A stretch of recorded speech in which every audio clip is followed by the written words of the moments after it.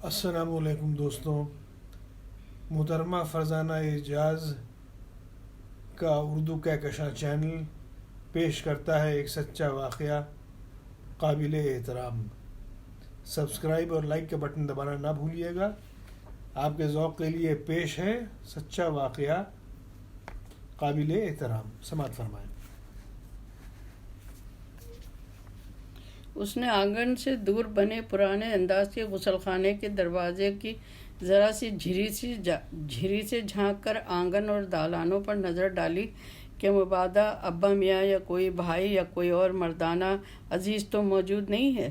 ویسے تو دن کے وقت ابا میاں تو سجادے پر اور بھائی لوگ اسکول یا مدرسوں میں ہوتے تھے، پھر بھی باہر آنے سے پہلے وہ یوں ہی عادتاً دیکھ رہی تھی۔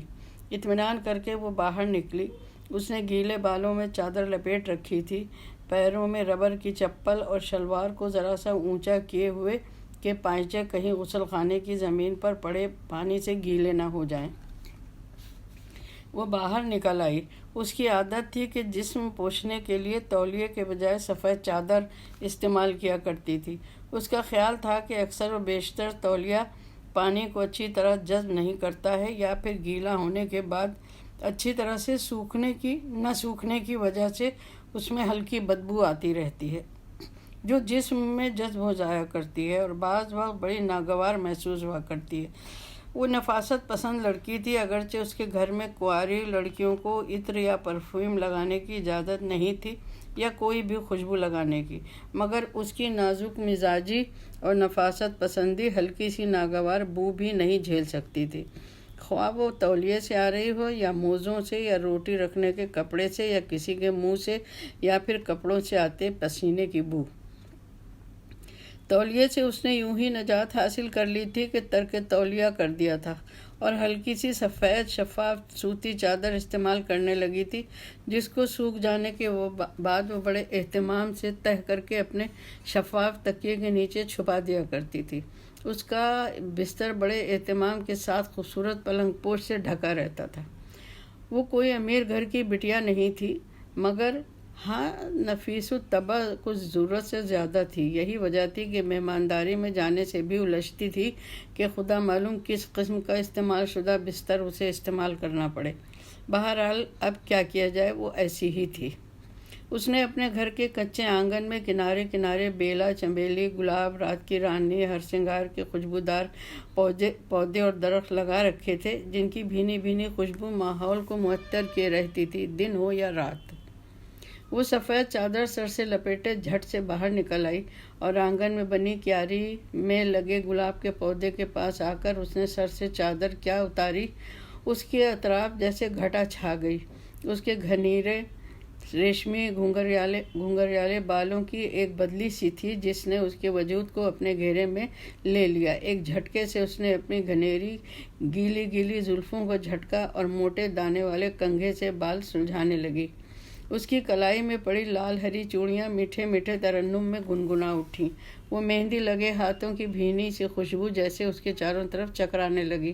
اس کے یہاں نیل پالش لگانے کی بھی اجازت نہیں تھی، مگر اس کو لال رنگ میں رنگے ناخن بہت پسند تھے، سو وہ بہت پابندی سے ہاتھوں پیروں کے ناخنوں میں مہندی لگایا کرتی تھی۔ ساتھ میں اکثر ہتھیلیوں میں چاندی کے گول روپے کی طرح کی ٹکیاں بنا کر اس کے اطراف ننھی ننھی بنکیاں بنا دیا کرتی تھی۔ وہ اچھے خاصے نازک قد و قامت کی، بڑی بڑی آنکھوں اور گھنیری پلکوں، ستوا ناک اور پیارے سے دہانے والی لڑکی تھی۔ اس کے ابا میاں سجادہ نشین تھے اور بہت احترام کی نظر سے دیکھے جاتے تھے۔ بہت نیک خاموش طبیعت کے عبادت گزار پیر صاحب تھے۔ وہ دین کے ساتھ دنیا لے کر چلتے تھے، اپنے بچوں سے بہت شفقت سے پیش آتے تھے، بیٹا ہو یا بیٹی، دونوں ہی ان کی آنکھوں کی روشنی تھے۔ روز سویرے وہ سجادے پر جا کر بیٹھ جاتے اور ملنے ملانے والے معتقدین انہیں گھیرے رہتے۔ دن کے 10 بجے وہ اپنے مطب میں جا کر بیٹھ جاتے اور حکیم صاحب بن جاتے۔ پیشے سے وہ حکیم ہی تھے۔ وہ بہت چاہ اور محنت سے انہوں نے حکمت پڑھی تھی اور اللہ میاں نے ان کے ہاتھ میں شفا بھی دے رکھی تھی۔ ظہر کے وقت وہ زنان خانے میں آتے، دسترخوان پر سب کے ساتھ کھانا کھاتے اور ایک ذرا آرام کر کے پھر مطب میں رک کر سجادے پر چلے جاتے، پھر کہیں عشاء کے بعد گھر آتے۔ تھوڑی دیر بچوں سے گپ شپ کرتے، ان کی دن بھر کی رودات سنتے اور پڑھائی لکھائی کا جائزہ لیتے۔ گیلی چادر کو الگنی پر پھیلا کر وہ کمرے میں چلی آئی۔ سامنے لگے آئینے میں دیکھ کر اس نے اپنی بیچ کی انگلی سے آنکھوں میں کاجل لگایا اور پھر عادتاً انگلی کو بالوں میں صاف کرنے کے لیے ہاتھ اٹھایا، اور نگاہ آئینے میں جو پڑی تو جیسے اس کا دل دھک سے رہ گیا۔ یہ کیا؟ اس کی گھنیری سیاہ زلفوں میں ایک ننھا سا چاندی کا تار منہ چھپائے بیٹھا تھا۔ امی کی آواز پر اس کی محویت ٹوٹی اور وہ آنگن میں چلی آئی۔ شام دھیرے دھیرے اس کے آنگن میں اترتی رہی اور اس کو خبر ہی نہ ہوئی۔ رات بستر پر خاموش لیٹے لیٹے وہ نہ معلوم کیا کیا سوچا کی۔ بے اختیار وہ اٹھی اور دیوار میں لگے گول آئینے میں اپنا سراپا دیکھنے لگی۔ اپنے ہی چہرے کو کبھی ادھر کبھی ادھر گھما گھما کر ہر زاویے سے خود کو دیکھتی رہی۔ زرد رنگ کا چنا ہوا دوپٹہ اس نے سر پر اوڑھا اور ماتھے پر جھولتی ایک شریر لٹ کو بے دلی سے ہٹا کر وہ سوچنے لگی کہ اب وہ ایسی بری بھی نہیں ہے۔ اس کے اطراف میں کیسی کیسی معمولی شکل و صورت عام گھرانوں کی اور عام سے لوگوں کی سینکڑوں ہزاروں لڑکیوں کی شادیاں ہوتی رہتی ہیں۔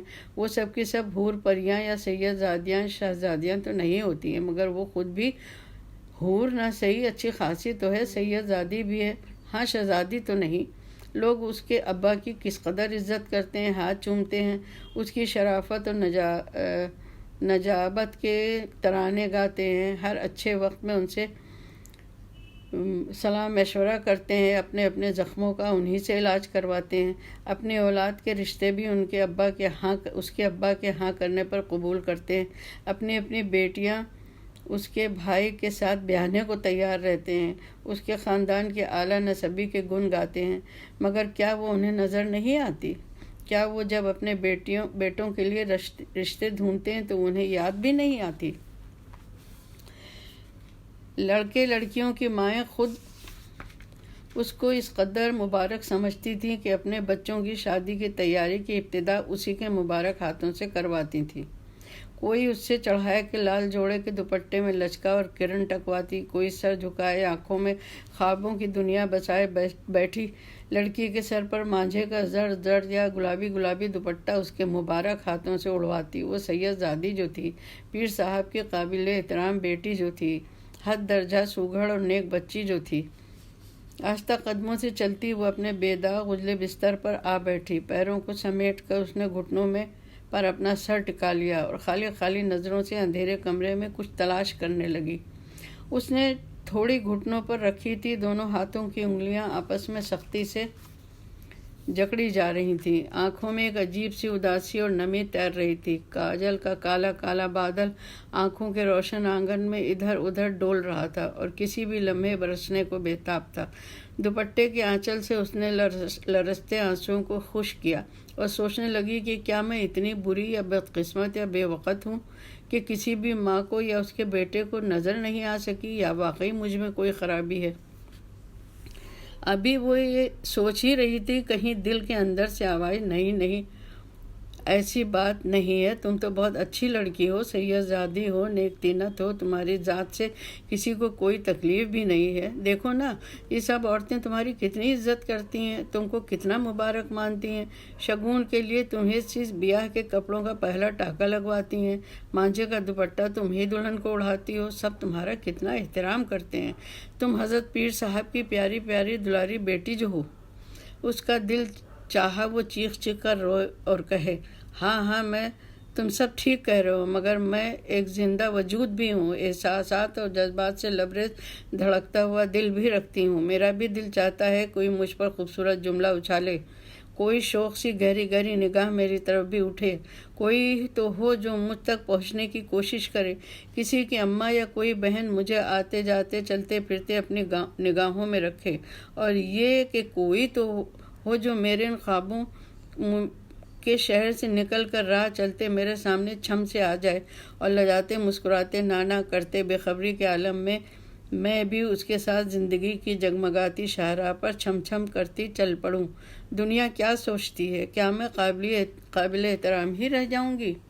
میرا بھی دل چاہتا ہے کہ کسی دوسری عام سی لڑکی کی طرح اپنی پسینے سے تر گیلی گیلی مٹھی میں کسی اجنبی کی لال روشنائی یا خدا معلوم خون سے لکھے ہوئے 3 لفظ آئی لو یو والے کاغذ کے پرزے کو دبا کر مسرور شاداں فرحاں سب سے چھپتی پھروں۔ دنیا کیا چاہتی ہے کہ میں خود چلا کر کہوں کہ خدا را مجھے ایک عام سی لڑکی سمجھو، ایک معصوم سی لڑکی، مجھے اتنا محترم نہ بناؤ کہ میرا وجود ریزہ ہو کر فضا میں تحلیل ہو جائے اور وہ تمام حسین اور البیل خواب میرے ساتھ ہی دفن ہو جائیں جو دوسری عام لڑکیوں کی طرح تمہاری اس قابل احترام ہستی نے بھی دیکھ رکھے ہیں۔